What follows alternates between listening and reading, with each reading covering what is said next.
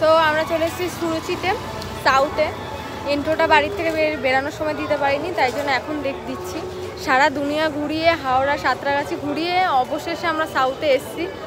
বিশ্বাস করো, গুগল ম্যাপের ভরসায় সারা দুনিয়া ঘুরে। যাই হোক, চলো পুরো ভিডিও দেখতে থাকো। নমস্কার বন্ধুরা, আমি ঈশা, তোমরা দেখছো বিতানসা ভ্লগ। তো দিনটা ছিল সপ্তমীর দিন, রাত তখন বাজে 11টা থেকে 12টা। আমরা চলে গিয়েছিলাম সুরুচিতে, বলেই তো দিলাম। আমরা গুগল ম্যাপের সাহায্য নিয়ে ভেবেছিলাম শর্টকাট হয়ে যাব, বাট গুগল ম্যাপ আমাদের এমনভাবে ঘুরিয়েছিল যেটা আর বলারই না। প্রায় আমরা 9:30টায় বেরিয়ে আমরা সুরুচিতে ঢুকেছি প্রায় 11:30 নাগাদ। তারপরে তো বড় একটা লম্বা লাইন, যেটা পার করতে আমাদের 1.5 ঘন্টা লেগে গেছিলো, 1.5 থেকে 2 ঘন্টা। তো ওই লাইন পেরিয়ে আমরা চলে এসেছি সুরুচির একদম পুজো মণ্ডপের ভেতরে। এই যে ইটগুলো দেখতে পাচ্ছ, এটা কিন্তু কোনো শোলা বা ফোম বা কোনো প্লাইউডের না, একদম রিয়েল, ঠিক আছে? এটা রিয়েল একটা বাড়ি, যার উপর খোদাই করে আর ড্রয়িং করে এই পুরো প্যান্ডেলটিকে সাজিয়ে তোলা হয়েছে। চারিদিকে একটা আলাদাই একটা মানে অন্যরকম একটা দৃশ্য। আমি তোমাদেরকে যাদের এখন ফটো দেখাচ্ছি, এই সাইডটা মানে আমার ডান সাইডে ছিল দেশদ্রোহীদের, মানে যারা ইংরেজ, যারা আমাদের দেশকে, আমাদের বাংলাকে একদম শাসন করে আটকে রেখে দিয়েছিল একটা সময়, সবাই জানি। তাদের মূর্তি আর তাদের জন্ম মৃত্যু এগুলোই লেখা ছিল। আর আমাদের বাঁ সাইডে ছিল আমাদের দেশের কিছু মানুষ, যারা আমাদের দেশের জন্য অনেক কিছু করেছে, তাদের কথা আর কী বলবো। তো দেখো, প্রচণ্ড ভিড় ছিল সপ্তমীর দিন এখানে, ঠিক আছে? মা আর এই পুজো মণ্ডপের মা এত সুন্দর ছিল প্রতিমা, তোমরা দেখতেই পাবে। দেখো কি সুন্দর, পুরোটাই একদম মাটির, মনে হচ্ছে মাটির করা, এর ওপরে কোনো কারুকার্য নেই, একদম ইউনিক, মানে বলার মতো আর কিছু নেই। খুব সুন্দর ছিল প্যান্ডেলটা। এখানে রবীন্দ্রনাথের একটা ছোট্ট খোদাই করে ড্রয়িং করা হয়েছে, ছোট না, প্রায় অনেকটা বড়। আর এখানে দেখো আমাদের দেশের কিছু নওজওয়ান, যারা একটা সময় মানে অনেক অনেক যুদ্ধ করেছে আমাদের জন্য, আজকে যাদের জন্য আমরা এত স্বাধীনভাবে আমাদের দেশে, আমাদের বাংলায় থাকতে পারছি। যাই হোক, পুজো মণ্ডপ থেকে বেরিয়ে আমরা চলে এসেছিলাম এক্সিট দিয়ে বাইরে। তারপর দেখলাম অনেক খাবারের দোকান, খিদে পেয়ে গেছিলো। এখানে বর নিয়ে নিয়েছিল একটা এগ রোল, যেটার দাম নিয়েছিল 60 টাকা, কিন্তু খেতে একদম বিশ্রী।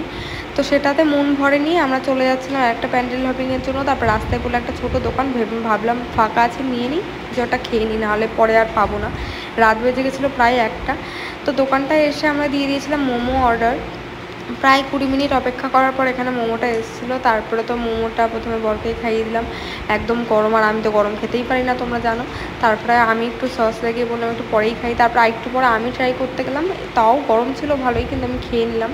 বেশ ভালোই ছিল, ওপরের শুধু ওটা একটু মোটা ছিল, ময়দার লেয়ারটা, বাট মোটামুটি ঠিকঠাক ছিল। খিদের পেটে গরম লাগছিল, দেখতেই পাচ্ছ পুরো ঘেমে অবস্থা খারাপ। আর এই দিনকে আমি একদম উইদাউট মেকআপে গেছিলাম। হ্যাঁ, তোমরা যদি এখন আইলাইনার লিপস্টিককে মেকআপ ধরো, তাহলে তো আমার কিছু করার নেই। তো যাই হোক, এখানে মোমো খেয়ে নিয়েছিলাম দুজন মিলে। তো মোমো খাওয়ার পরে জল তেষ্টা পেয়ে গেছিলো, তারপরে খেয়ে নিয়েছিলাম একটা কোকা কোলা না পেপসি, এক্স্যাক্টলি মনে নেই, একটু পরে, হ্যাঁ পেপসি খেয়ে নিয়েছিলাম। আর আমি মুখ দিয়ে ছাড়া খেতে পারি না। তারপরেই চলে এসেছিলাম কালীঘাটে, অনেকটা দূরে। তার আগেও কিছু প্যান্ডেল হপিংয়ের জন্য গেছিলাম, কিন্তু 2.5-3 কিলোমিটার লাইন দেখে আর ঢুকতে ইচ্ছা করেনি। তো চলে এসেছিলাম একদম কালীঘাটের অপোজিটে একটা প্যান্ডেল ছিল, এটার নাম বলতে পারবো না, কিন্তু প্যান্ডেলটা দেখে খুব পছন্দ হয়েছিল, যার জন্য ঢুকলাম। একদম গেট থেকে শুরু করে পুরো গলিটা এত সুন্দর করে সাজানো হয়েছিল, কি বলবো আর।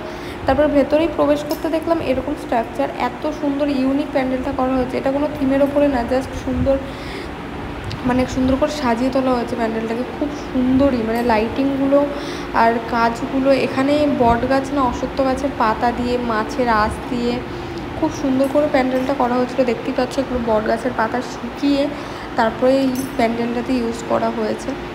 চারিদিকে একটা আলাদাই মনোরম পরিবেশ, সবাই ফটো তুলছে, অনেক কিছু। আর আমি তো এদিকে প্রতিমা দেখতে যাচ্ছি, আমার পেছনে আমার বর ক্যামেরা ধরে যাচ্ছে, দেখতেই পাচ্ছ। আর আমাদের দুজনের আউটফিট তো দেখেই নিয়েছো আজকে।